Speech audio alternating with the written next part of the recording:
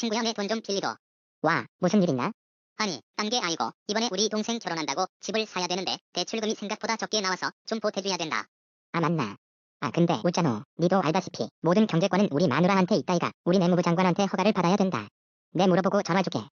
그래, 부탁 좀 하자 친구야. 니만 믿는데이. 아, 난 찬데. 마누라한테 얘기 꺼냈다가는 욕만 처물 거 뻔한데. 그러고 요즘 같은 세상에 돈 빌려줬다가 괜히 잘못돼가 친구 잃고 돈 버리는 거 아이가. 와, 머리에 피 내리네.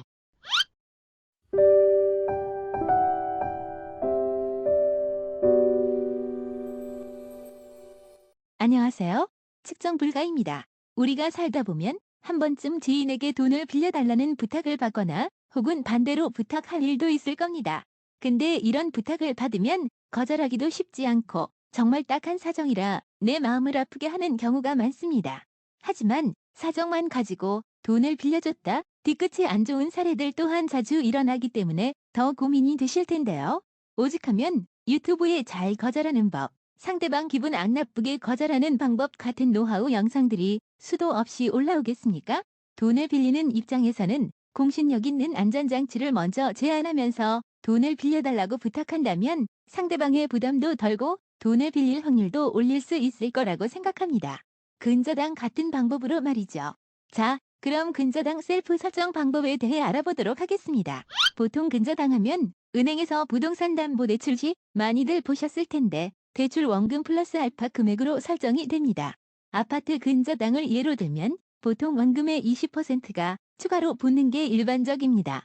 이렇게 설정이 되는 이유는 돈을 빌려준 사람이 약속된 날짜에 돈을 갚아주면 상관이 없는데 만약 돈을 갚지 않을 경우 돈을 받기 위해 여러 가지 법적 절차에 들어가야 되는데요. 여러분들도 아시다시피 법적 절차라는 게 시간이 많이 소요되는 일이라 이 기간 동안 발생할 이자 등을 미리 포함해서 안전빵으로 저당 금액을 높게 잡는 게 근저당입니다. 원금뿐 아니라 이자 한 푼까지 포기할 수 없다는 의지인 것이죠. 우선 준비물부터 알아보겠습니다.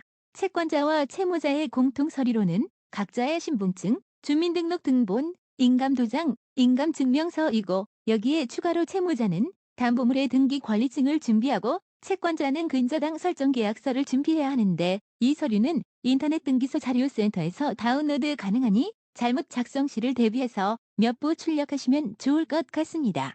다음으로는 준비물들을 모두 챙겨 해당 부동산 관할의 시, 군, 구청의 세무과에 먼저 들러 등록세를 먼저 납부한 후 등기과의 근저당권 설정 등기 신청서 작성과 함께 나머지 서류들을 제출하면 모든 절차가 마무리됩니다. 생각보다 간단하죠? 준비물만 준비되어 있다면 한 2시간이면 마무리할 수 있을 겁니다. 시간만 있다면 법무사 비용 10에서 30만 원 정도를 절약할 수 있습니다. 셀프로 하더라도 근저당 설정 비용은 발생하게 되는데요. 등록면허세와 교육세 합해서 채권 최고액의 0.24%, 증지는 부동산 개당 15,000원, 국민주택 채권은 채권 최고액의 1%가 나오게 됩니다. 만약 근저당이 1억이라고 하면 등록세 24만 원, 증지 1만 5천 원, 국민주택 채권 100만 원을 더해서 125만 5천 원이 나오는 거죠. 그럼 이 비용은 누가 부담하느냐에 문제가 남아있는데 근저당 설정 시는 채권자, 즉 돈 빌려주는 사람이 부담하고 근저당 말소 시에는 채무자가 부담하게 됩니다. 하지만 이건 통상 은행과의 근저당 설정 시 해당하고 개인 간의 거래 시는 쌍방 간 협의한 대로 부담하면 됩니다만 빌린 쪽에서 둘 다 부담하는 게 상식적이지 않나 생각됩니다. 지금까지 근저당 설정 방법에 대해 알아보았는데요. 지인에게 돈을 빌려주거나 빌릴 때 친구도 살리고 돈도 지키는 현명한 대처를 하시길 바라며 준비한 영상 마치도록 하겠습니다. 지금까지 측정 불가였습니다. 감사합니다.